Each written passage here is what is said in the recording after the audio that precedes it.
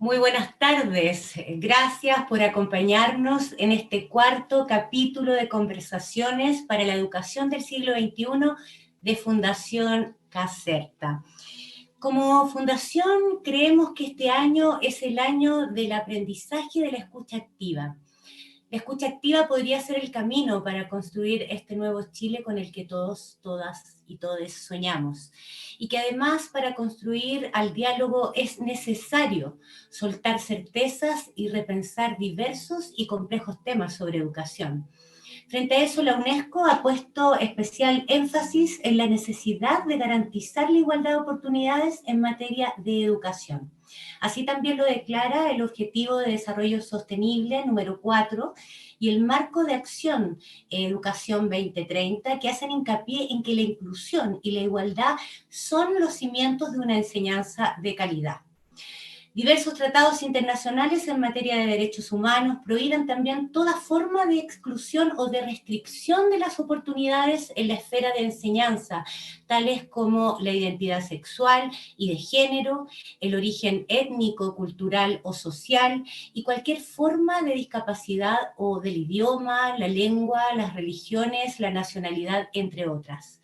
Frente a esto, ¿cómo esta nueva constitución debiera entonces establecer un marco referencial que fomente un sistema educativo integral e inclusivo, que elimine los obstáculos a la participación y el rendimiento de niños, niñas y jóvenes, tomando en cuenta la diversidad de sus necesidades, capacidades y particularidades? Por eso hoy abordaremos la educación integral e inclusiva en una nueva constitución para Chile, entendiendo la educación como un valor social fundamental que contribuye a la cohesión social y al bienestar colectivo. Para conversar estos temas fundamentales en el debate constituyente, nos acompañan hoy Cristian Beley, sociólogo, doctor en educación de la Universidad de Harvard, ha sido asesor de UNICEF y en la academia sobre temas relacionados con la educación, la desigualdad y la pobreza, es candidato constituyente por el Distrito 7. También nos acompaña hoy Carolina García Vergesio, fundadora de la Fundación Comunidad Inclusiva, activista por la discapacidad, presidenta de la Federación Internacional de Coaching y candidata constituyente por el Distrito 13. También nos acompaña Gladys Barraza, profesora de Estado de Historia y Geografía, magíster en Administración en Educación de la Universidad de Chile, directora del Instituto de Desarrollo Humano de Coquimbo y candidata constituyente por el Distrito 5. Y Emilia Schneider, que se va a sumar en un momento, está cerrando otro live. Emilia se define como feminista y activista trans. Es expresidenta de la FECH, estudiante de Derecho en la Universidad de Chile, integrante de la Asamblea Feminista Plurinacional y ella es candidata constituyente por el Distrito 10. Como en cada ciclo, los dejo en esta conversación junto a la compañía en la moderación de Marisol Camiroaga, periodista que ha dirigido varios medios de comunicación en Chile y en Latinoamérica, también docente. Bienvenida también, Marisol. Gracias, Carolina, por la presentación. Gracias, Gladys Barraza, Carolina García, Cristian Beley, Emilia Schneider, que ya se va a incorporar a la conversación, viene de otra actividad. Invitamos a la audiencia a dejar sus preguntas y comentarios en el chat de este Facebook Live para que también se integren a la conversación de hoy. Entendiendo que vivimos una oportunidad histórica este año, quisiera compartir con este panel unas palabras que hace pocos días dijo Humberto Maturana a raíz del lanzamiento de su último libro, que escribió junto a Jimena Dávila, llamado La Revolución Reflexiva. Humberto Maturana dice: la democracia es un modo de convivir que se funda en el mutuo respeto y el deseo de estar juntos haciendo lo que se hace en la colaboración. Un problema que no se va a resolver desde la ideología, porque la ideología es un dogmatismo siempre. Estos son mis principios y por lo tanto no se pueden tocar. Entonces no escucho al otro porque pienso que está violando mis principios. Yo insisto, dice Maturana, aunque parezca loco, La honestidad es no hacernos trampas, es estar dispuestos a reflexionar cuando hay dificultades. Por eso queremos llamar a una revolución reflexiva. Así es que, estimado panel, gracias por acompañarnos hoy día. La primera invitación de hoy es bien concreta a raíz de esta reflexión de Humberto Maturana, a raíz del lanzamiento de la Revolución Reflexiva. ¿Cuál es concretamente, como poniendo la flecha de la conversación hoy día y luego ya la vamos a ir desmenuzando, esa revolución reflexiva que cada uno de ustedes impulsa como candidatos para establecer basalmente la discusión de una educación integral e inclusiva en la nueva Constitución? Cristian, comenzamos contigo. Bueno, muchas gracias a la Fundación por organizar esta conversación y un gusto estar acá conversando contigo, Marisol, Gladys, Emilia y Carolina. Mira, yo he trabajado hace muchos años en el campo de la educación y lo que estamos proponiendo para la nueva Constitución básicamente son dos cuestiones a propósito de lo que tú estás mencionando, esas reflexiones de Humberto Maturana. Lo primero es que el sistema chileno tiene que ser organizado bajo principios distintos del mercado. Desafortunadamente, la Constitución actual y las políticas, la institucionalidad organizó el sistema escolar como un mercado, primero como un mercado muy desregulado, muy radical, diríamos, en Chile, con mucha discriminación, con incentivos del lucro, competencia desatada, falta de regulación, en fin, un mercado, diríamos, muy desregulado. Actualmente ese mercado está mucho más regulado, pero sigue siendo inspirado en una lógica de mercado. Y lo que queremos contraponer a esa lógica de mercado son principios de derechos humanos, son principios de no discriminación, principios de colaboración, el eje en la educación pública, una educación inclusiva, integral, no segregada, en fin, eso y participativa, ¿eh? Que los actores tengan voz y no solo que tengan el derecho a elegir como es en el mercado, que uno si tiene dinero, tiene recursos, puede elegir, los que no tienen no eligen menos. En cambio, los principios de organización fuera del mercado son más cercanos a la tradición mundial sobre educación pública que tiene estos que acabo de mencionar y que creo yo pueden ser actualizados con los principios de derechos humanos. Eso diríamos en la parte institucional. Y en la parte de objetivos, propósitos, contenidos, pensamos que el derecho a la educación en Chile ha sido definido de una manera pobre y mezquina. Pobre porque los principios que inspiran la educación, alineados con esta lógica de mercado, también han sido, diríamos, han mirado más al siglo XIX o el siglo XX, de la competencia, de la preparación para el trabajo, de la civilización básica, diríamos. Y en cambio necesitamos principios más alineados con el siglo XXI, y esos son algo de lo que probablemente sugiere Maturana en su trabajo, ¿verdad? Tiene más que ver con la capacidad de dialogar, de comprender asuntos complejos, de comprenderse a sí mismo y a los demás, en fin, de vivir en un entorno multicultural. Entonces esos principios probablemente vamos a conversar más de eso, y simultáneamente tenemos que ser más generosos, porque la actual Constitución es muy mezquina también en su derecho a la educación. Solo garantiza un derecho de acceso a un cierto sistema gratuito en básica y media, y la verdad es que lo que estamos diciendo es que debiéramos alinearnos con los principios de educación a lo largo de la vida. Eso significa gratuidad desde la primera infancia hasta la universidad y después oportunidades amplias de educación y desarrollo a lo largo de la vida para las personas mayores y adultas mayores. Así es que, si me lo preguntas en dos palabras, eso es lo que estamos defendiendo y creo que es muy distinto del sistema actual. Gracias, Cristian, por esa primera reflexión, que luego, sin duda, las vamos a ir desmenuzando a lo largo de la conversación. Gladys, te dejo la palabra y damos la bienvenida a Emilia, que también me acaban de comentar que ya se conectó. Así es que, Gladys, sigues tú con esta revolución reflexiva a raíz del recién lanzamiento del libro de Maturana, que los llamo. ¿Cuál es esa revolución reflexiva en torno a esta educación integral e inclusiva en la nueva Constitución, para que pongamos las bases del diálogo de hoy día? Gladys.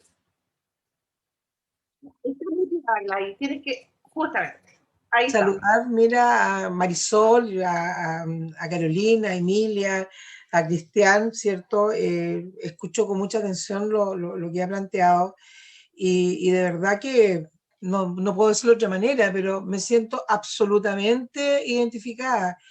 y más aún me coloco muy contenta de poder estar en esta oportunidad que tenemos como país, como educadores también, de poder generar de verdad cambios en la esencia de lo que es nuestra educación. Bueno, señalar, cierto, que absolutamente creo que tenemos la tremenda oportunidad de poder generar un cambio real, en que la educación deje de ser un bien de consumo, en donde el mercado es el que la regula. Yo desde mi experiencia, tengo experiencias, vivencias en donde somos testigos a diario lo que pasa en las distintas escuelas, los distintos espacios, los distintos liceos. Y lo que en algún minuto a lo mejor hasta nos puede haber hecho sentir que estábamos alcanzando tremendos logros cuando generamos ese sentido de educación funcional, esa educación para el trabajo, y en definitiva lo que el fondo de toda esa visión que había, estábamos preparando a nuestros niños, niñas, jóvenes, para que fueran buenos trabajadores, pero en definitiva, ¿cierto? Olvidando cuestiones tan fundamentales con que fueran buenas personas, felices, felices, desarrolladas y realizadas. Entonces, en ese contexto estamos frente a una tremenda oportunidad. De verdad que también yo lo veo con mucho optimismo, de que todos estos jóvenes, estos adultos que durante tanto tiempo han dado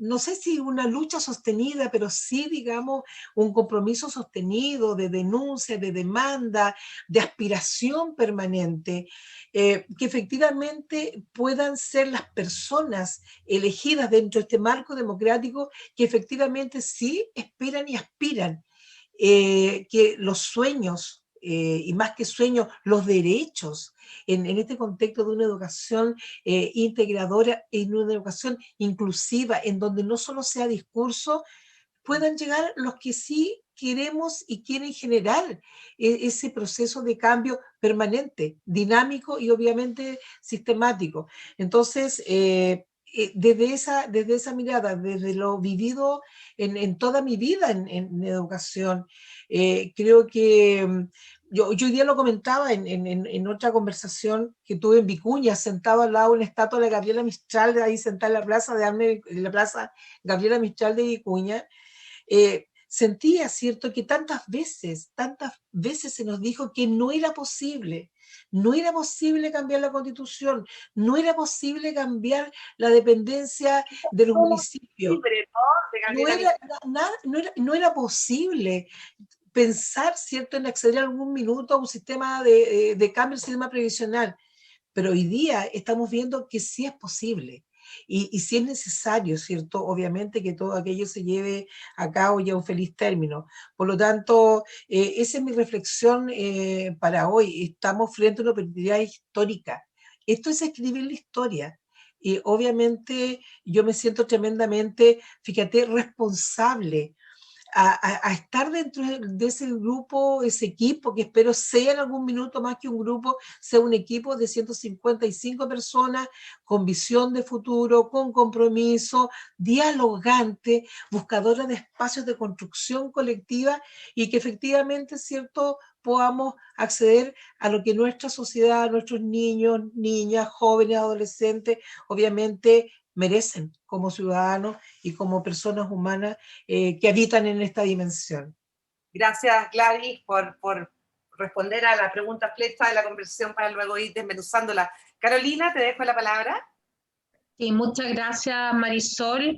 Gracias a Fundación Caserta por haberme invitado, porque realmente para mí es un lujo poder hablar de educación. Buenas noches, Gladys, Emilia, Cristian, bueno, y a la Carola que se nos ocultó.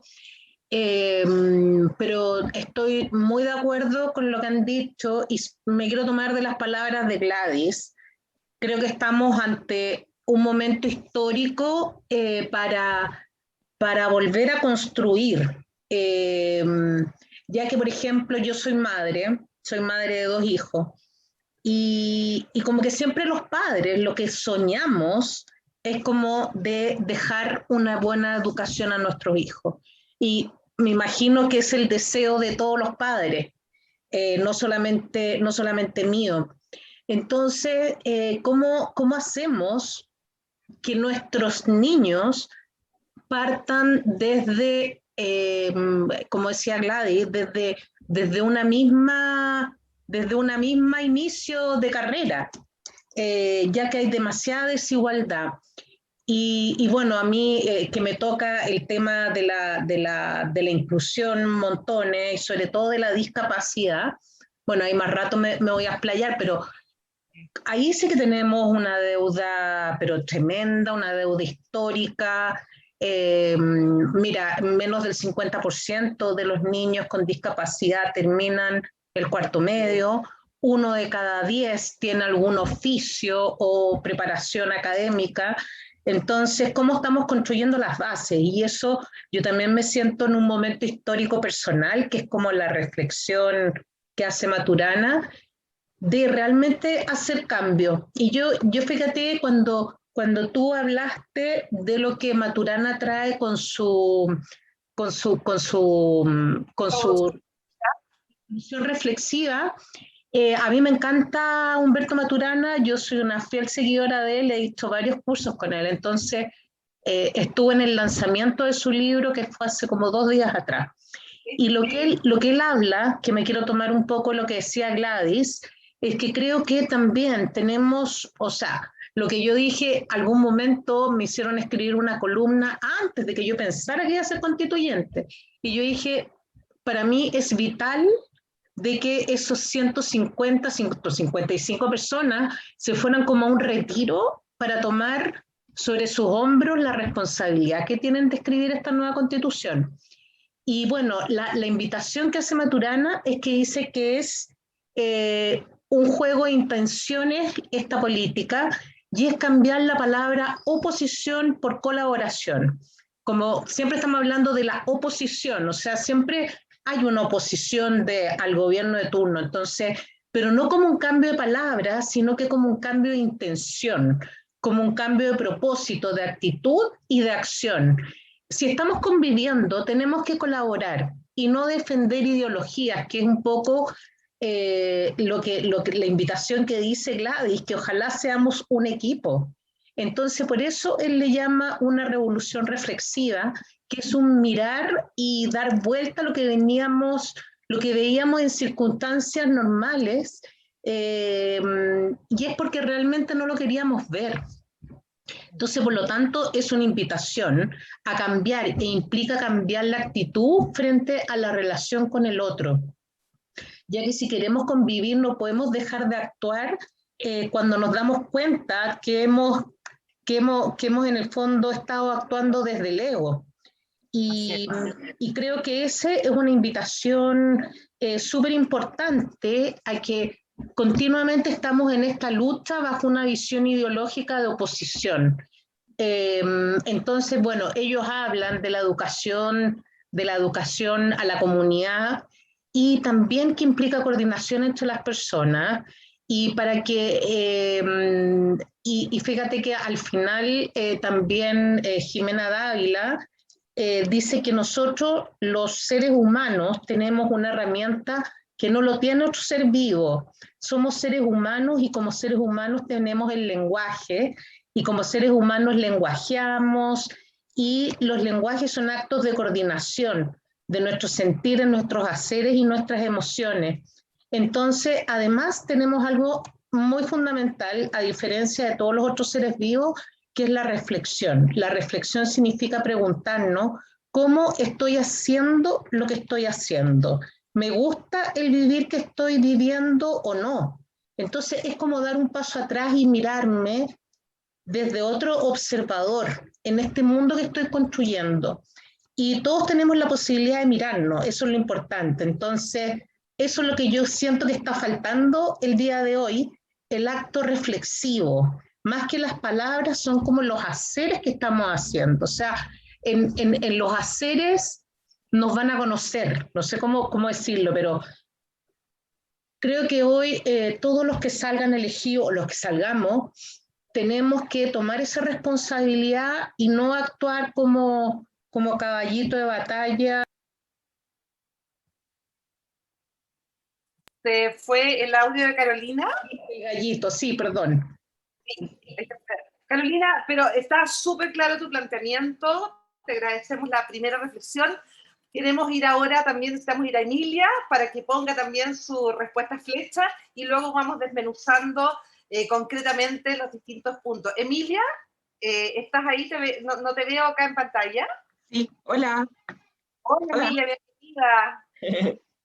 Sí, muchas gracias. Primero, agradecer mucho el espacio. Disculparme por la tardanza, estaba terminando una actividad. Bueno, este primer día de campaña me imagino que para todas aquí ha sido una locura. Bueno, de verdad estoy muy contenta de estar en un panel, digamos, con ustedes, conversando educación, uno de los temas que a mí más me interesa. Y que en mi equipo es más importante porque justamente es un equipo bien compuesto por estudiantes y también por profesores y profesoras, entonces es un tema central. Y yo creo que hoy día nos tenemos que parar a reflexionar de este tema y de cómo lo vamos a hacer en la Constitución y de aquí para adelante para el país, asumiendo, y quiero tomar también la provocación de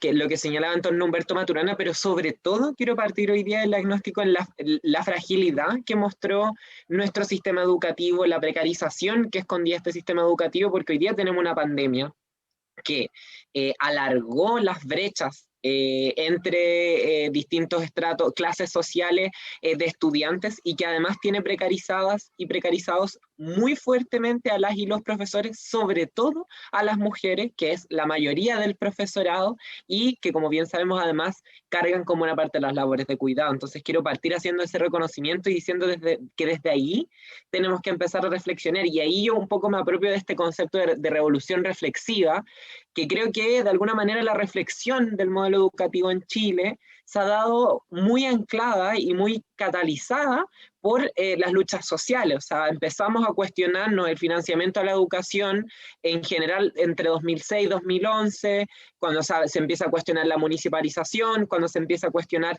las políticas neoliberales en educación implantadas en dictadura, como puede ser la apertura de un amplio y subsidiado y con mucho poder mercado educativo, la jibarización del sistema público. Esas cosas nos las empezamos a cuestionar a raíz de hitos de movilización social, ¿no? Donde nuevamente estudiantes y profesores y profesoras son protagonistas. Y la reflexión en torno al proyecto educativo, por ejemplo, que se plantea el 2018, cuando hay una movilización feminista muy tremenda que pone en el centro la educación no sexista y da un paso más allá. Ya no solo hablando de financiamiento, sino cuál es la educación que queremos y digamos, cuestionar también, o sea, si queremos una educación para la transformación, no puede ser solamente la misma educación competitiva, machista, segregadora, pero gratuita, sino que tiene que ser otro proyecto educativo que también sea para la transformación. Y en ese sentido, creo que la tarea hoy día que tenemos es pasar a instituciones en este proceso constituyente, son justamente esos anhelos de esta reflexión social que hemos tenido respecto al modelo educativo, que también es un momento constituyente, que ahora tiene que pasar la institución. O sea, cuando una sociedad se pone de acuerdo en decir que la educación es un un derecho y no un bien de consumo, cuando nos ponemos de acuerdo que el sexismo, la violencia machista no tienen cabida en la educación, nos constituimos como sociedad en torno a algo, ¿no? Y respecto, ya entrando bien, para ir cerrando como bien puntualmente a lo que yo creo que es, que cómo debería hablarse de educación en la Constitución, yo creo que debería garantizarse la educación como un derecho social, cuya garantía sea el pilar público del sistema, que debe ser el mayoritario, creo yo, en todos sus niveles. Y además aquí yo me sirvo de un modelo que es la Constitución mexicana, que creo que es interesante en tanto no solamente habla de la educación como un derecho en términos de financiamiento, sino que también pone algunos objetivos para la sociedad. Porque creo digamos, para el modelo educativo de la sociedad, porque creo que hoy día en la lógica de la educación de mercado naturalizamos mucho que la educación es un bien individual. Yo tengo mi título para estudiar otra cosa, luego salgo de esa cosa y voy a trabajar, y al final, ¿para qué me sirvió ese paso institucional por la educación? Más encima, porque está acotado a eso, para mejorar mis condiciones de vida y de las personas que me rodean. Promesa que además es incumplida por el endeudamiento y las políticas ya mencionadas, pero olvidamos todo un mundo que ofrece la educación, que es la educación como un bien social, como una posibilidad de construir una sociedad distinta a futuro. Y en ese sentido yo estoy muy de acuerdo con que en este proceso constituyente democraticemos la discusión respecto al para qué educar, y sea la sociedad la que decida, y no los privados, no el mercado, que se amparan en la libertad de enseñanza horriblemente entendida en la Constitución del 80, para sustentar ese poder. Entonces, creo que además de garantizar la educación como un derecho social, hay que ponerle apellidos, pilares sobre todo relacionados con derechos humanos. A mí de la Constitución mexicana me interesa mucho que tiene, bueno, además de valores democráticos, la perspectiva de género, la valorización de la diversidad, entre otras cuestiones que no tienen que acotar el debate educativo posterior que sancionan las leyes, los organismos competentes, pero sí nos ponen un marco, creo yo, de hacia dónde quiere ir el proyecto educativo del país, ¿no? Y creo que lo más importante es democratizar esa discusión, sea en la constituyente o sea más adelante, pero creo que lo sustantivo es eso, cuáles son, para qué educamos como sociedad. Con eso me quedo en esta primera parte. De tus palabras, como reflexión del para qué. El para qué, el fin de la educación. Así que me tomo de tu reflexión, Emilia, para plantear la segunda pregunta en este diálogo de hoy día. Y los quiero llevar a lo siguiente, bien concreto. La Constitución del 80 define de forma bien escueta los fines de la educación. Y dice textual: la educación tiene por objeto el pleno desarrollo de la persona en distintas etapas de su vida. Y luego sostiene: la libertad de enseñanza no tiene otras limitaciones que las impuestas por la moral, las buenas costumbres, el orden público y la seguridad nacional. La enseñanza reconocida oficialmente no podrá orientarse a propagar tendencia político-partidista alguna. Eso es lo que dice textual, objetivamente, nuestra Constitución respecto a la educación hoy en día. De lo que acabo de leer, por supuesto, un énfasis en la libertad de enseñanza que siente las bases de un distanciamiento entre el Estado y el sistema escolar, ¿no? Pero además con limitaciones ideológicas, la moral, las buenas costumbres, el orden público, optando más bien por una definición bastante genérica de lo que es la educación. Y desde ahí los quiero invitar a que vayamos cada uno también desde su oficio, su experiencia, a compartir cómo esta nueva Constitución es una oportunidad justamente para refundar esa relación entre el Estado, la sociedad y su sistema escolar.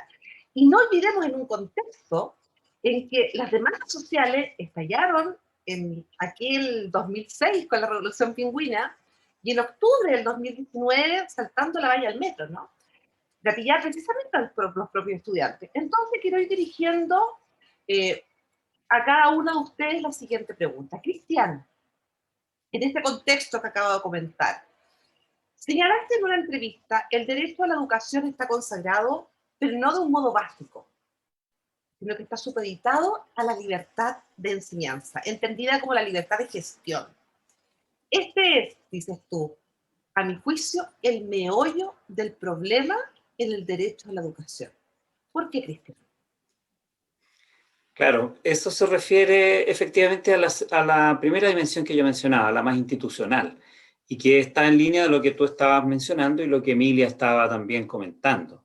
En educación, en la Constitución, el derecho a la educación está pobremente descrito, como antes ya lo analicé, pero además tiene un estatus en la práctica inferior a la libertad de gestión de los privados en educación, lo cual es una distorsión en el sentido de que en el mundo se reconoce, y Chile también lo hacía así antes de la dictadura, se reconoce la libertad de enseñanza como un bien y como que hay que preservar y que hay que cultivar, y el Estado entonces reconoce a la educación privada si es que ésta se sujeta a reglas sociales que son el currículum, pero también otras reglas, por ejemplo, las reglas de no discriminación, las reglas de no abuso, de no arbitrariedad respecto de los niños, las niñas y sus familias.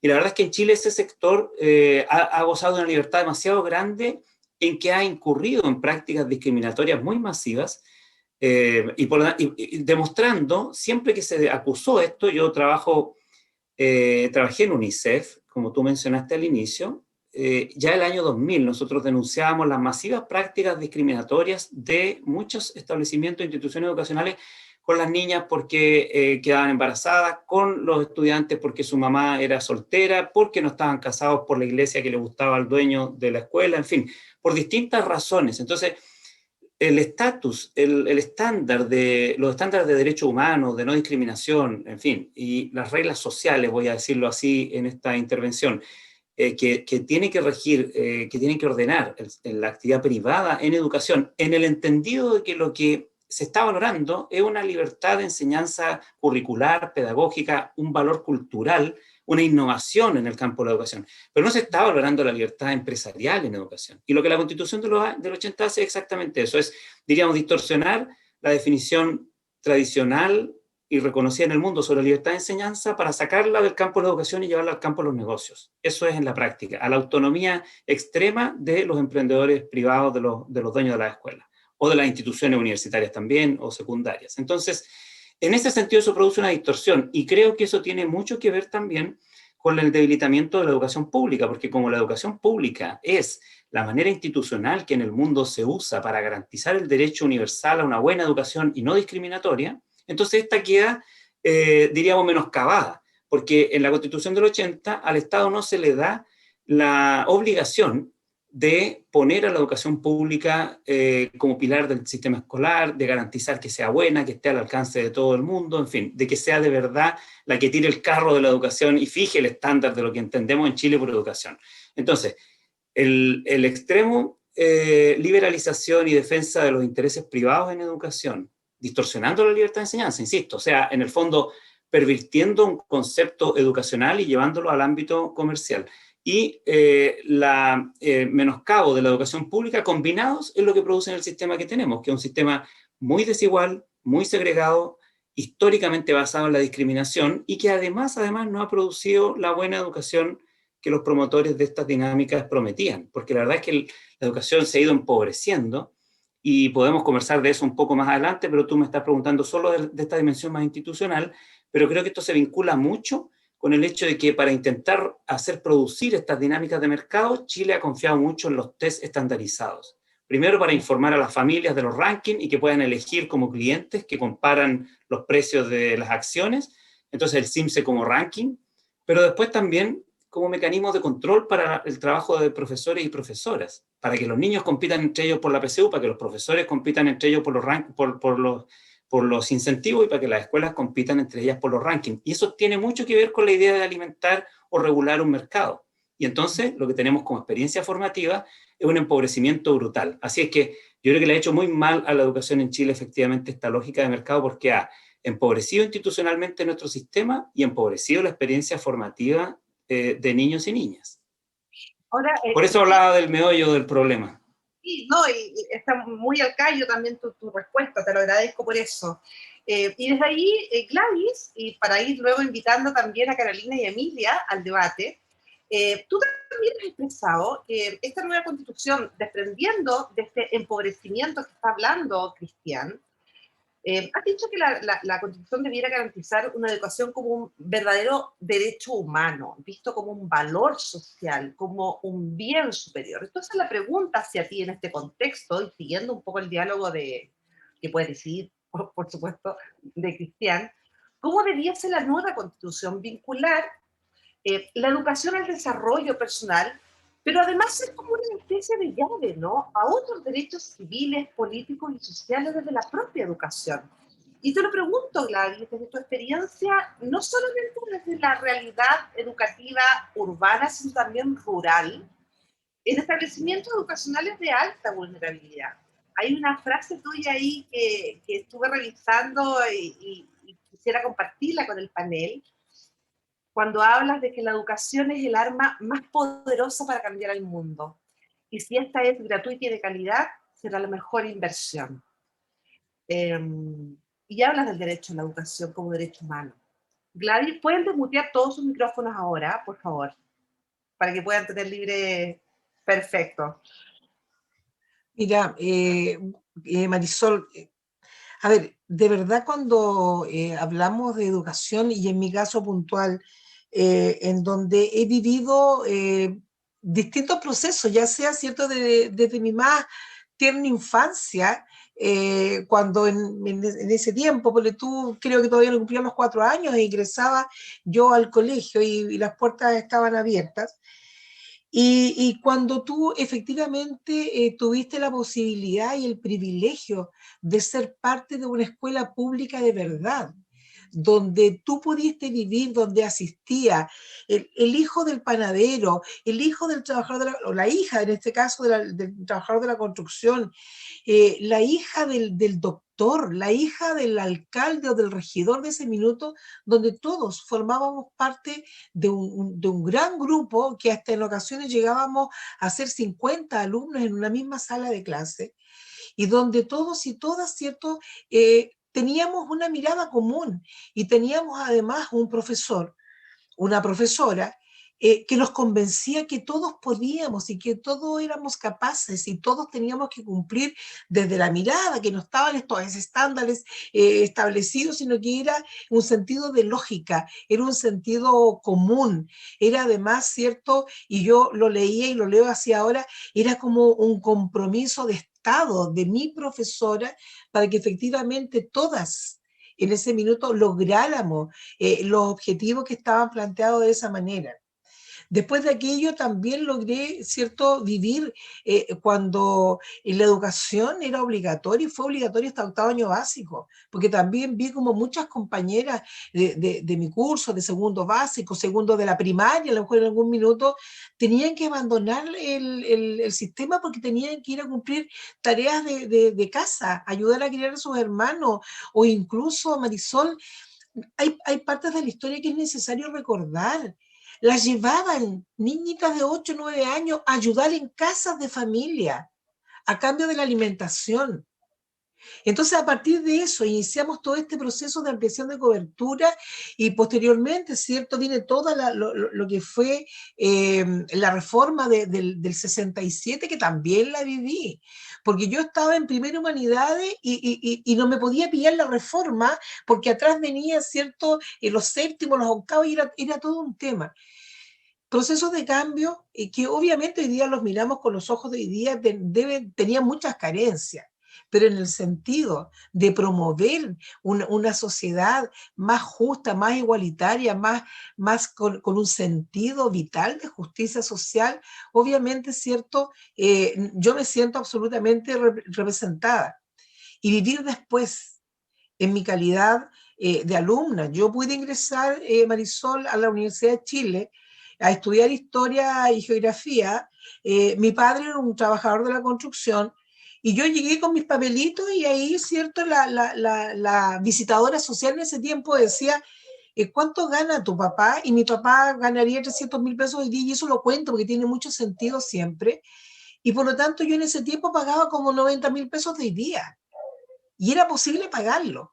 Y además yo tenía que pagarme la pensión porque estaba fuera de mi casa y tenía la posibilidad de ir a trabajar, y a los 17 años empecé a trabajar como para docente ad honorem o honorario de un internado, ¿cierto? Entonces tenía la alimentación, el alojamiento, o sea, estaban las posibilidades y las oportunidades dadas ahí. Bueno, me pilló obviamente todo lo que fue el golpe de Estado, la dictadura militar, etcétera, etcétera. eh, Muy dolorosa, muy dolorosa. Me tocó ser testigo, ¿cierto?, de muchas situaciones de mucho dolor. Y Pero posteriormente... además participó desde el año 2005, ya era Seremi en la región también de educación. Sí, yo fui Seremi de Educación el año 2007, en el primer gobierno de la presidenta Bachelet, por lo tanto también me tocó ser parte de todos esos procesos que podemos hoy día, insisto, con los ojos de hoy día, decir, había muchas carencias, pero había una mirada de que sí era posible. Como también me tocó vivir todo el proceso de municipalización, el proceso de jibarización de este Estado docente. Y también, ¿cierto?, cómo se fue atomizando este gran gremio de profesores que había en este país, y cómo Marisol bueno, y Cristian y Emilia y Carolina, desde la historia que yo construyo, cómo también, ¿cierto?, fuimos viviendo todo este proceso. en donde se inicia con tanta fuerza esta declaración de que la educación, en este caso puntualmente la libertad de enseñanza, incluye el derecho de abrir, organizar y mantener establecimientos vocacionales, y ahí empieza a radicar este concepto de la libertad de la educación. Pero fue una libertad absolutamente bajo el prisma del mercado neoliberal, absolutamente, y ahí, ¿cierto? Obviamente de una competencia, de una... Y de ahí, desde tu mirada, desde tus propuestas, ¿no es cierto?, como candidata, ¿cuál debiera ser la mirada para el avance en esta discusión? Porque va a haber poco tiempo, literalmente, los electos finalmente, los constituyentes. ¿Cuál debiera ser, tú crees, ese establecimiento, esa mirada? Porque es un marco conceptual, un marco que nos rige, pero más allá de las leyes que luego lo pueden ir aterrizando. Pero hay un marco de inspiración, un marco conceptual, ¿no es cierto? ¿Cuál crees tú debiera ser ese marco en la nueva Constitución? ¿Por qué vas a abogar tú? Pero mira, en primera instancia, ¿cierto? La educación tiene que ser consignada y explicitada como un derecho fundamental. Y obviamente el Estado debe ser garante de que tiene que ser una educación gratuita, pluralista, de calidad, pero primero tendremos que entrar a definir, ¿cierto?, qué vamos a entender por calidad y absolutamente, ¿cierto?, inclusiva. Ahora, ¿cuáles son el marco inicial? Yo creo que lo primero hay que entrar a definir cuáles son los principios básicos hoy día, con proyección y con visión de futuro, de lo que aspiramos y necesitamos que esté consignada, ¿cierto?, en este derecho fundamental llamado educación. Y ese es un tema que tenemos que construir. Y como tú dices, es una construcción que puede en algún minuto parecer estrictamente teórica, pero que tiene que ser una construcción a partir de lo que son, oye, todo lo vivido durante todos estos siglos en educación, y obviamente también consignando cuáles son las demandas, las necesidades sentidas que vemos de esta comunidad que está obviamente expectante de poder acceder efectivamente a esta educación. Te agradezco tu respuesta, pero además voy a tornarme ahí después más ratito, vamos a hablar algo del territorio, ¿no? Que tiene que ver con el centralismo y el territorio, con la realidad. Pero ahora, avanzando un poquito en la misma respuesta, Emilia, ¿cuál era, a tu juicio, el rol del Estado, especialmente garantizando estos derechos que estamos conversando? Tú mismo has hablado de emparejar la cancha, ¿no? ¿Piensas que la educación pública es la solución? Ahora, ¿por qué te lo pregunto? Porque tu liderazgo representa en los jóvenes las nuevas luchas. Y desde ahí el poder de transformación que tú misma has hablado. Así que te quería llevar a esa reflexión, Emilia, a ver si qué nos puedes contar para que luego se una Carolina y Cristian y Gladys. Sí, yo creo que esta es una pregunta muy interesante, sobre todo que tú la vincules como con las luchas de la juventud, ¿no? Porque en el fondo, en esta idea de que tenemos que reconstruir la educación pública, creo que también en el mismo movimiento estudiantil había una reflexión súper relevante, en tanto también supera un poco los dilemas del siglo XX, ¿no? No es como mercado o Estado, sino que la pregunta en el fondo aquí, y sobre todo de cara a este proceso constituyente, es ¿qué tipo de Estado nos permite que se garanticen derechos? Porque hoy día, si nos vamos a cuánto gasta el Estado en educación en Chile, gasta mucho, o sea, hay mucho gasto en educación. Entonces siempre cuando uno dice que la educación chilena está en crisis, la tecnocracia, los neoliberales te dicen como, oye, pero mira estos índices, mira estas cifras de gasto que hay, cuando eso efectivamente no se refleja en un Estado que en serio garantice derechos de una manera que no profundice la desigualdad. Hoy día el dinero como se gasta de manera poco eficiente y además financiando subsistemas de educación. Una educación pública heterogénea, una educación privada para las clases más altas y una educación privada masiva, lucrativa y de mala calidad para todo el resto. Eso como pensando en el sistema de educación superior, pero ahí cada uno podrá hacer su énfasis en donde más le ha tocado tener expertise, pero yo creo que el tipo de Estado que tiene que pensarse para garantizar derechos es un Estado social democrático de derechos, y yo hago el énfasis en democrático, porque esto no implica solamente a que una universidad o los colegios pasen a ser propiedad del Estado y por lo tanto sea una educación pública. Yo creo que lo que tiene que distinguir el modelo de Estado que pensemos para el siglo XXI es un Estado mucho más democrático, donde la ciudadanía, las organizaciones, las comunidades puedan ser parte de la construcción de esas instituciones.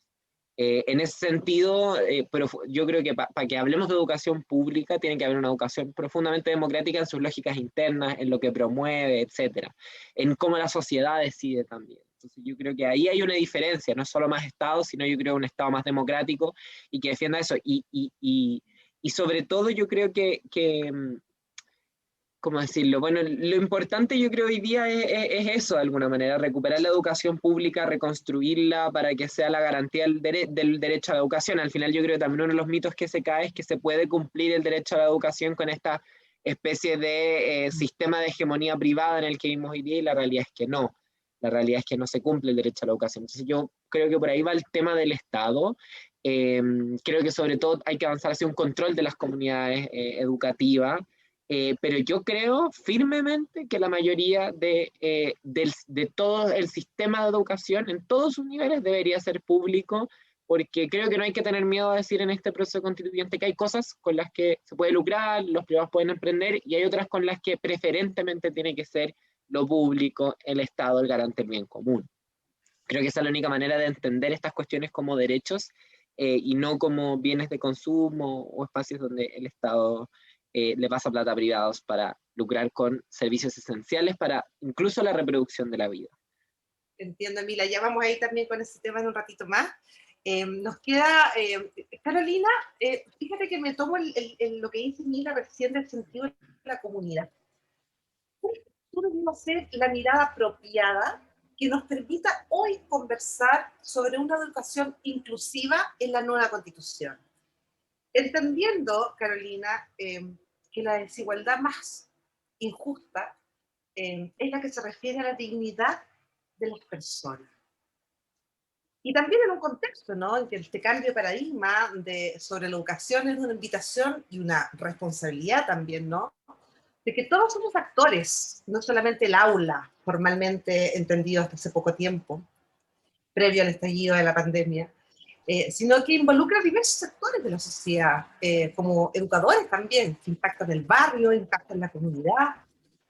¿Cuál debería ser esa mirada inclusiva, Carolina, en la nueva Constitución? Bueno, para mí es una pregunta que me encanta como tú la formulas, y yo lo vengo también, no sé si la palabra es propiciando, pero yo donde puedo que pongo el tema, porque creo que todos somos llamados a ser agentes de cambio, y ahí tenemos a los padres, los educadores, la sociedad en general, porque parece que como que le enchufamos a los cabros al colegio, a la escuela, y que se hagan cargo. Y no, también somos los padres llamados a educar, porque creo profundamente en algo que yo siempre digo, que es educación inclusiva, pero solamente referido a lo que debiéramos enseñarle a los niños desde pequeños, y también a los educadores, a el tema de los sesgos inconscientes. Porque los niños no nacen discriminando, somos los adultos los que discriminamos, los que ponemos etiquetas, el gordo, el flaco, el lento, los profesores también. O por ejemplo, ¿cómo sería un tema de no discriminación? Entonces, yo creo profundamente en poner esto desde que son pequeños, porque ya a los padres va a ser difícil como que educarlos en eso, pero sí los profesores también tienen harta responsabilidad. Entonces yo donde voy, yo le digo a los padres, seamos agentes de cambio dentro de nuestra propia casa, no etiquetemos a nuestros hijos, porque ahí evitaríamos incluso el bullying más adelante. Y lo otro que yo promuevo también es incluir una educación emocional de nuestros hijos, perdón, de los niños. Mis hijos ya son grandes, son todos bailones, pero no, o sea, de todas maneras, cómo promover que nos hagamos cargo de nuestras propias emociones. A mí, por ejemplo, yo soy ingeniero civil, tú sabes, y a mí me costó entender que yo tenía emociones, porque según yo no tenía emociones. Y fue duro darme cuenta que sí, pues que era una máquina de emociones, que sentía, que me dolía, que tenía rabia, pero yo estaba acostumbrada en esta vorágine de que todo tiene que estar bien. Y no, pues no está todo bien, entonces al final somos como cuando no nos hacemos cargo de nuestras emociones. Y yo creo que eso me encantaría que partiéramos, aparte de lo que han dicho, ¿eh? Yo por un trabajo de mi padre, yo viví en Estados Unidos y nosotras fuimos, todas las hermanas fuimos a un colegio público, era el colegio del barrio. Y fue un colegio fantástico, o sea, no tuvimos que andar, no sé, pues, mis hijos cruzaban Santiago para ir al colegio, o sea, es una tontera.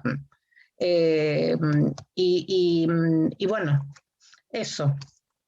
Gracias, Carolina. Ahora veo así a sentir a cada rato a Cristian. Cristian, ¿quieres complementar alguna de las respuestas que tanto Gladys, Carolina y Emilia han dicho antes de pasar a la otra etapa de la conversación? No, yo estoy muy de acuerdo con todo lo que se ha estado diciendo, pero estaba pensando que lo triste que ha sido que hayamos tenido que perder tantos años discutiendo estas cosas.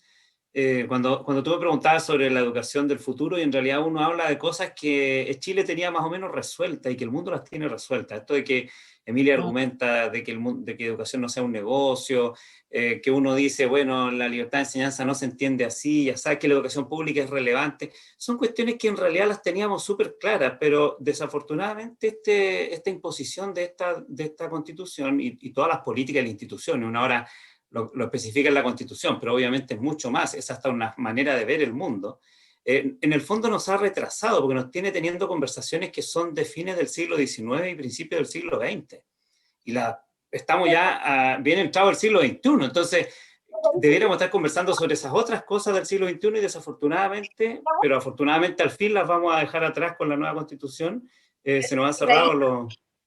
Quiero, y tomando tu palabra, Cristian, de cuáles son estos desafíos del siglo XXI, estas habilidades y competencias que son tan necesarias debatir hoy día, ¿no es cierto?, para poder incorporarlas en esta nueva carta. Quiero hacer un pequeño paréntesis para saludar a la audiencia que nos está siguiendo hoy día, que tienen millones de preguntas, así que les pido también ayuda en este panel, que las vayamos contestando lo más concreto posible, pero para que puedan todos participar también y luego seguimos también con la conversación. Saludos, José Ignacio, Coté, Maite, Juan Ramírez del San Pedro Atacama también nos está saludando, Luis Valdivia, que nos ha seguido en todos los capítulos de Conversaciones de la Educación para el siglo XXI. Luis Valdivia, hola, con mucho respeto, dice, tenemos 3 tipos de sistema, un tipo europeo particular, uno como el de Oceanía, subvencionado, y el más malo dice el municipal. Eso lo dice Luis Valdivia. Desde allí se debe partir. Todo lo que dice Cristian y le pido indicar cómo plasmar su ideario moderno inclusivo para hacer que todos partamos desde el poder hacer. Me imagino que es de la acción, ¿no? Esa es su pregunta. Entonces esa pregunta la vamos a reservar para Cristian y sigo. Rodrigo Auger, hola a todos, gracias por esta instancia. Creo que falta preparar a los profesores para que puedan empaparse de la educación integral inclusiva y así avanzar en conjunto con los padres y los niños para que no los excluyan. Me refiero a niños con discapacidad. Me imagino que también aquí hay una historia. Carolina y Emilia también desde la inclusión tienen mucho que aportarle a Rodrigo Auger también. Entonces ya tenemos una pregunta para Cristian, una pregunta para Carolina y Emilia. Mildred Narváez, ¿por qué es importante sentar las bases de una educación inclusiva en esta nueva Constitución? Esa es para Gladys. Entonces, vamos, comenzamos con Cristian. Te reitero la pregunta de Luis Valdivia, entonces, ¿cómo hacemos desde el hacer, a pesar de todos los sistemas internacionales, el hacer en Chile para la nueva Constitución? Bien cortito. Claro, lo que hay que entender es que las instituciones y las reglas facilitan o incentivan un tipo de instituciones, un tipo de prácticas, un tipo de orientación y inhiben otras. Entonces, si cambiamos esta institucionalidad que estamos diciendo, dejamos de confiar en lógicas de mercado y incluimos lógicas más bien de derechos humanos, lo que estamos diciendo es, vamos a incentivar que las instituciones, la gestión y las prácticas de las personas se orienten en este sentido. Entonces, yo diría, ya que estamos en el debate constitucional, mi respuesta viene de arriba hacia abajo, pero obviamente uno tiene que, como decía otra de las personas que estaba participando, uno tiene que incentivar los cambios a todo nivel. O sea, esto es un cambio cultural, también es un cambio en la formación de los profesores, profesoras y de las familias.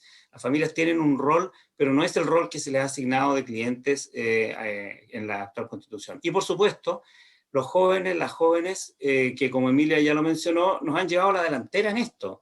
Si en realidad lo que ellos están es pidiendo a gritos un sistema que no les considere simplemente un insumo para producir puntajes para un ranking. Lo que ellos se dan cuenta que el mundo está cambiando, que el mundo es distinto, pero necesitan una institucionalidad, una gestión y unas prácticas, como acabo de decir, que estén orientadas en otro sentido. Así es que yo diría, en el cambio constitucional es cambiar la lógica de mercado por una lógica de educación pública orientada hacia los derechos humanos y empujar esto para que se haga carne en los 3 niveles que acabo de mencionar, para que de verdad la experiencia formativa de las jóvenes y los jóvenes sea distinta. Gracias, Cristian. Gladys, le voy a dar inmediatamente el pase, porque además que Gladys hizo un paréntesis, te agradecemos de corazón, porque sabemos que a las 9 ella es anfitriona en otro evento online, así es que, pero no queremos, Gladys, que te vayas sin contestarle a parte de nuestra audiencia, que te hace una pregunta directa, que tiene que ver con la importancia de sentar las bases de una educación de calidad inclusiva e intercultural. Aquí hay una palabra que no habíamos hablado hasta este minuto de la conversación, que es la interculturalidad. ¿Gladys? Sí, mira, previo a eso yo quiero señalar algo que me parece que también es súper importante a raíz de todo lo que se ha realizado también en educación, y ha sido, yo digo, también que ha tenido logros importantes, ¿ya? Y que tiene que ver mucho con todo este proceso de inclusión, sobre todo en las comunidades rurales y las más aisladas. Yo creo que es necesario plasmar en la nueva Constitución la profesionalización del Estado y puntualmente, por ejemplo, en todo lo que tiene que ver, y Cristian lo va a entender, con los profesionales, con las propuestas, con el trabajo, con las políticas educativas instaladas desde el Ministerio de Educación, que es el organismo rector en este caso. Porque hay experiencias que absolutamente han sido, yo digo, que han sido un aporte. Pero en definitiva, cuando tú entras y cambias el gobierno de turno y tienes hay otras propuestas distintas, se eliminan muchos avances incluso. Yo quiero dejar aquí, por ejemplo, y dentro de todo este tema, todas estas propuestas inclusivas, obviamente el trabajo con las comunidades rurales, las escuelas rurales, fue una propuesta tremendamente exitosa en el minuto que sirvió, en donde efectivamente se logró generar un trabajo y una educación que invitaba a la integración, una educación más que integración, al desarrollo integral de los niños, de las niñas, de los estudiantes, pero además en comunión con la comunidad, en donde el aporte, ¿cierto?, de los padres, de la familia, de los abuelos, era tremendamente importante en todo lo que era la contextualización del sistema, y además fortalecía identidad y pertinencia. Entonces, pero eso ahora rápidamente, ¿cierto?, pasó a ser parte del pasado, y volvemos a instalar dentro de lo que son las comunidades, las escuelas rurales, las mismas exigencias, los mismos estándares que demandamos y exigimos a las escuelas urbanas, más allá de donde estén ubicadas y cuáles sean sus condiciones, su modalidad de gestión y de administración. Y yendo, digamos, puntualmente a lo que señalas, vivimos procesos que son tremendamente dinámicos y flexibles, y por lo tanto, ¿cierto?, tampoco nos podemos adscribir a un currículum o a una política que nos amarre y que nos limite, sino que además tiene que generarse ciertas posibilidades de apertura, y dentro de ese contexto está también claramente todo lo que son estos procesos claros de inclusión, en donde definitivamente tenemos que vivir y generar actitudes de reconocimiento de cada sujeto, independientemente de su identidad, de su estructura social, de su identidad de género. Y obviamente también, ¿cierto?, tenemos que fomentar y reconocer que nuestro país es multicultural. Si nos vemos y nos vamos desde Arica, ¿cierto?, hasta la Patagonia, obviamente tenemos distintos espacios con distintas características, no solamente de las características físicas, sino que también desde sus usos, desde sus costumbres, desde sus propias historias. Y en ese contexto tenemos tenemos que generar también, ¿cierto?, una política educativa que permita el potenciar, el promover, el reconocer y valorar las identidades de las comunidades, de las personas y obviamente también, ¿cierto?, fortalecer ese sentido de pertenencia y de querer pertenecer de nuestros niños, de nuestras niñas y de nuestros adolescentes, por una parte. Y lo otro que antes de retirarme no puedo dejar de señalar de que aquí tenemos que tener en cuenta también las condiciones iniciales de nuestros niños, de nuestras niñas y de nuestros jóvenes cuando inician estos procesos educativos. Hay un tema que no puede dejar de ser señalado y que aquí se dijo, todo lo que es el proceso de formación, pero también de acompañamiento y seguimiento de los profesores y profesoras, no podemos dejarlos solos y se tienen que generar políticas y espacios efectivos, ¿cierto? Que no dependa del bolsillo del profesor, su perfeccionamiento, como le llamamos los profes, sino que también procesos de mejora continua en estos agentes tan importantes como son los educadores, además, ¿cierto?, de todo lo que tiene que ver con el reconocimiento. Y una cuestión también, y que esto ya es responsabilidad de carácter societal y general, es generar dispositivos a nivel de las comunidades, de las comunas, de los municipios, de ofertas de carácter de educación informal. Y lo digo desde nuestro Instituto de Desarrollo Humano, que funciona en Coquimbo, en donde tenemos... Ya en la educación no formal desde el municipio, desde los 5 años hasta la tercera edad, ¿no? Desde los 5 años hasta nuestra alumna hoy día, cuarta edad, porque está pasando a los 87 años. Entonces, claro, donde tenemos 1.800 personas que concurren, ¿cierto?, en búsqueda, en forma voluntaria, gratuita, ¿cierto?, a ser parte de esta oferta educativa y que se va generando dentro de esta experiencia con una flexibilidad impresionante, porque como no tenemos que rendirle cuenta a subvenciones, porque como no tenemos, ¿cierto?, el fiscalizador que está, entonces somos flexibles, dinámicos. Está el tema del trabajo, bueno, podríamos hablar mucho rato, ¿cierto?, respecto a todos estos procesos de flexibilidad. Que sé que te tienes que ir ahora, pero necesitamos también darle espacio a Carolina, Cristian y Emilia para que sigan en la discusión. Te agradecemos en el alma habernos acompañado. Un abrazo grande y seguimos en la conversación con Carolina, Cristian y Emilia, que además agradecemos a Facebook, el debate que está en Facebook con la cantidad de opiniones, un diálogo maravilloso. Así que también agradecemos a la audiencia. Carolina, vi una pregunta para ti y yo creo que después viene Emilia, porque tiene que ver con las gracias, Gladys, así que tranquila. Gracias, nos vemos en junio, Cristian, Carolina, Emilia. Así es. Un abrazo. Bueno, continuamos nosotros porque tenemos también una pregunta a la audiencia. Carolina, comenzamos contigo, luego con Emilia, que tiene que ver con cómo capacitar a los profesores para el tema de la inclusión. Y aquí habla un papá, que era Rodrigo Auger, desde el punto de vista de la educación integral e inclusiva, para avanzar en conjunto con los padres y los niños no se sientan excluidos. Habla desde la discapacidad y de la integración de género. ¡Wow! Ya, mira, yo me quiero tomar de lo que dice Rodrigo. No sé si él es un padre de niño con discapacidad o padre en general, pero hoy tenemos un gran problema en lo que es el acceso a un sistema educativo de nuestros niños con discapacidad. Como yo dije, menos del 50% de los niños con discapacidad terminan el cuarto medio y 1 de cada 10 tiene algún oficio o universidad. Entonces, hoy tenemos la maravillosa Ley de Inclusión Laboral, que es la Ley 21.015, la Ley de Inclusión Laboral para personas con discapacidad, pero no tenemos el talento para poder llenar esos cupos. Yo creo, como dice Rodrigo, cómo nos hacemos cargo, es que es necesario que exista algún cambio que tenga que ver con que nuestros niños con discapacidad también puedan ir a los colegios que no son PIEs, porque en Chile existe un sistema educativo que diferencia entre educación regular y otra destinada exclusivamente a estudiantes con necesidades educativas especiales. Este último, a su vez, contempla 2 alternativas. Tienes las escuelas especiales y las diferenciales, instituciones que atienden exclusivamente a estudiantes con discapacidad y trastornos específicos del lenguaje. Entonces la educación regular se divide en privados que no están obligados de contar con un equipo que aborde las necesidades especiales o la discapacidad, y los públicos cuentan con programas de integración escolar que se les llama PIE, para niños con dificultades del aprendizaje o en situación de discapacidad.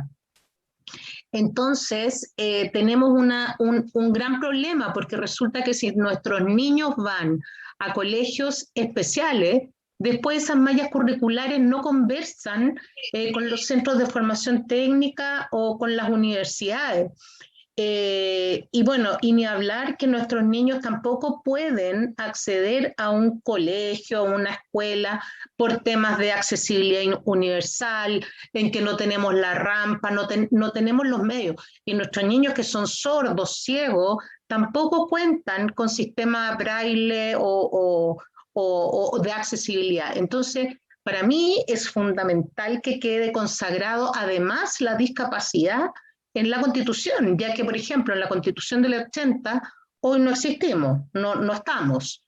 Entonces, ¿cómo nos hacemos cargo de que, además, un tema es que han hablado de tantas cosas interesantes, hoy está en la Constitución el acceso a una educación? Sin embargo, tenemos que arreglar eso y que sea un acceso de calidad, porque si no, no nos vamos a quedar en solamente el acceso.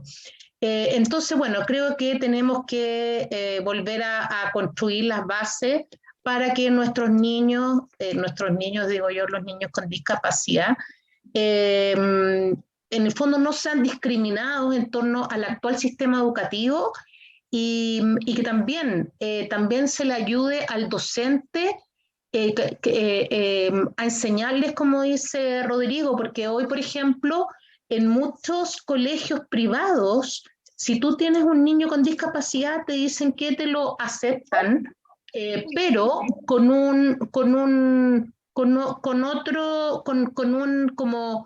ayudante, ¿me entiendes? Como un cuidador. Entonces, es duro. No, ahí quiero dejar a Emilia porque se tiene que ir. Porque además estamos con el tiempo. Emilia, hay una pregunta para ti de Manuela. Y de ahí tenemos otra para Cristian también. Manuela te pregunta, Emilia, ¿por qué piensas los distintos feminismos han sido motor del sentir ciudadano para la transformación social hacia la inclusión? ¿Y cómo esa transformación por la que abogas debiese reflejarse en concreto en una educación integral para nuestros niños y niñas? ¡Wow! Sí. Es una pregunta que me encanta porque estos temas son mis favoritos, en particular en la educación. Bueno, lo primero era cómo se hace posible estos cambios en una educación. Ya, sí. Lo primero yo creo que, bueno, ya el 2018, cuando nos movilizamos justamente por la educación no sexista, pusimos algunos criterios o puntos en la línea de ir avanzando hacia esa educación que se haga cargo de estas cuestiones de manera integral. Una tiene que ver con tener una institucionalidad que se haga cargo de acompañar, de profesar, de prevenir, de sancionar violencia de género, discriminación, etc. Eso que parece una cuestión básica, hoy día no existe en todas las instituciones educativas del país, pero luego del 2018 se avanzó sustantivamente. Esto está relacionado también, yo creo, con otras cosas, con una cuestión de una distribución del poder, ¿no? Porque al menos cuando nos enfrentamos a estas situaciones en las universidades, pasaba que habían círculos de académicos que se protegían entre ellos. Entonces, si no democratizamos tampoco las estructuras de la educación, nunca vamos a ser capaces de romper también estos poderes de repente que tienen sectores que creen que pueden hacer lo que quieran con los recursos de una institución educativa, con la infraestructura, con el prestigio y también con las identidades y cuerpos de estudiantes, mujeres y de diversidades sexuales. Y ya pasando a los contenidos y cosas que yo creo que están pendientes en el debate, creo que ahí lo que tenemos que hacer es una revisión exhaustiva, primero de la carrera de pedagogía, de respecto a cómo se enseña la docencia. Creo que tenemos que fortalecer mucho más, por ejemplo, que docentes tengan conocimientos a nivel nacional. Esto era parte de la Ley de Educación Sexual Integral, la que a mí me tocó participar, por ejemplo, en educación sexual, que es algo que no se da. En perspectiva de género, ir descontinuando cuestiones que son clave en el aula, que son las prácticas que terminan reforzando estereotipos sexistas.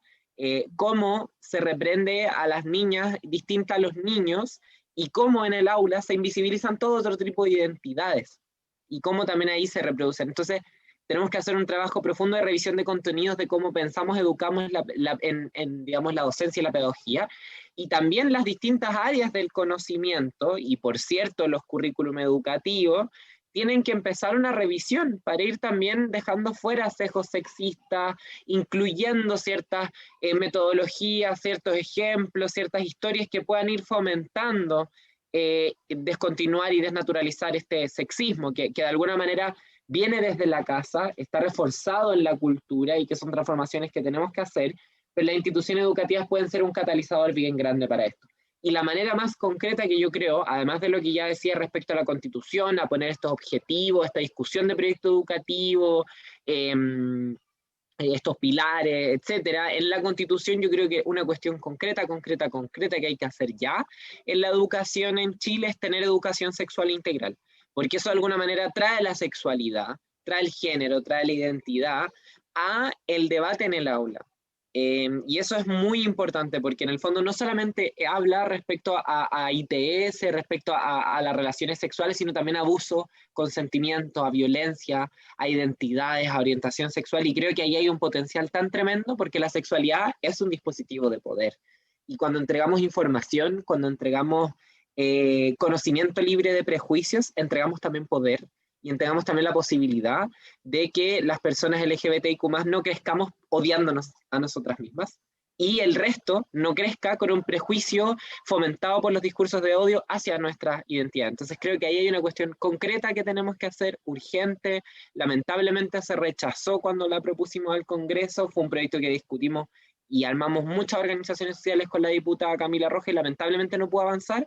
Y solo para ir cerrando antes de despedirme, porque lamentablemente me tengo que ir, contarle a quienes me están escuchando que a propósito de esto, en mi página web, emiliaschneider.cl, tenemos un manifiesto por la educación no sexista que firmamos con candidaturas a constituyentes, a municipios, a gobernación regional aquí en Santiago, para hacernos cargo del desafío de llevar esto a la práctica. Y eso tiene que ver con terminar con la segregación por género en los colegios y con un montón de cosas que ahora también pude comentar. Así que ahí también para que quienes estén interesados puedan revisarlo, está en nuestra página web y está muy bacán. Emilia, deme un segundo. Solamente les quiero pedir el último minuto, primero para agradecerle a los cuatro. Sabemos que de antemano nos dijo Gladys que era anfitriona a las 9 en punta en otro encuentro. Agradecer a Cristian, Carolina, Emilia, Carolina también que se acaba de incorporar, el espacio, las reflexiones de hoy día. Pero les quiero pedir una última reflexión para cerrar. Bien resumida. ¿Cuál es la que sueñan para Chile? ¿Cristian? Bueno, la escuela que soñamos para Chile está orientada por los derechos humanos, ya lo dije, ya lo hemos mencionado, pero quisiera decir además algo más. Esa perspectiva integral de la que conversamos debiera al menos reconocer una dimensión cognitiva, social e intrapersonal de manera más compleja que hoy día. La dimensión cognitiva es lo que, académica, es lo que la educación chilena parece enfatizar, pero lo hace de un modo muy pobre, con habilidades muy básicas que miden los test estandarizados, siendo que en la dimensión cognitiva tenemos que tener capacidad de pensamiento sistémico, de pensamiento crítico, de indagación. Nada de eso estamos enseñando mucho y hay que entonces enriquecer esa dimensión. En la dimensión intrapersonal tenemos una tradición más bien de disciplinamiento, de solamente acatamiento de las normas, como que eso fuera lo único que tenemos que enseñarle a los niños y las niñas, cuando en realidad esa dimensión de conocimiento de sí mismo, de tener un proyecto personal de vida, de capacidad de reflexión, como decíamos al inicio de la conversación, son también habilidades intrapersonales que tenemos que desarrollar y no enfatizamos mucho. Y en la dimensión social es quizá la más olvidada en el sistema escolar chileno. Y sabemos que desenvolvernos en ambientes multiculturales, diversos, con capacidad de diálogo como hemos tenido hoy día, con valoración de la perspectiva del otro, con empatía, en fin, la dimensión social también necesitamos enfatizarla. Chile está al debe en las 3 dimensiones. Entonces, esa es la educación que sueño, pero eso no se da en cualquier institución. Tienen que ser instituciones no segregadas, inclusivas y participativas, como hemos estado conversando. Así es que tenemos harta tarea por delante. Carolina, brevemente, la escuela que sueñas. Estás muteada, Carolina, ahí. Muchas gracias, Mari. Yo sueño con una escuela, como tú decías, no las paredes, sino que de todas maneras con una educación inclusiva que nos enseñen los sesgos para no tener esto que dice Emilia finalmente de estarnos odiando por quienes somos y no estar odiando al otro. Poniéndole palabras, y también el tema de las emociones que traje, y también que nos traigan más maturana a los niños, con la posibilidad de reflexionar con lo que yo comencé. O sea, nos enseñan a responder, a responder, a responder, a responder, pero no nos enseñan a hacernos preguntas que no tengan respuesta. Llévate la pregunta para la casa, todos tenemos que responder. Entonces, yo creo que tenemos que tener la capacidad de reflexionar. Y eso es una mega invitación para nuestros hijos y para nuestros niños, y también la posibilidad de equivocarnos y de cambiar de opinión y todo eso. Gracias, Carolina. Emilia, esa escuela que sueñas desde tu experiencia más personal y humana y con lo que hoy día estás proponiendo en tu candidatura.